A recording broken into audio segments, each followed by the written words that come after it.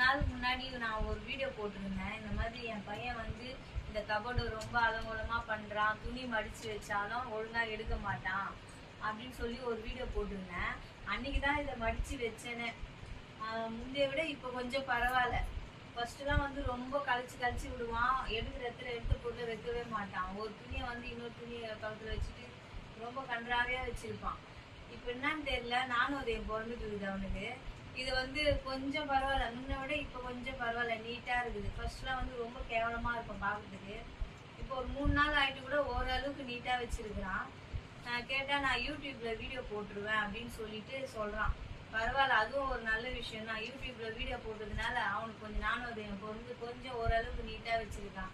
பரவாயில்ல ஃப்ரெண்ட்ஸ், இதையே மெயின்டைன் பண்ணா போதும். எனக்கு இதைதான் நான் எதிர்பார்க்கிறேன். எப்பவுமே நீட்டா வச்சுக்கணும், ஒரு துணி எடுத்தா அந்த இடத்துல வைக்கணும்னு சொல்லிதான் நான் கேட்கிறேன். இப்போவாச்சும் அவனுக்கு அறிவு வந்துருக்குதுன்ட்டு எனக்கு சந்தோஷமா இருக்குது. எங்க சேனலை சப்ஸ்கிரைப் பண்ணுங்க, சப்போர்ட் பண்ணுங்க, லைக் பண்ணுங்க. தேங்க்யூ.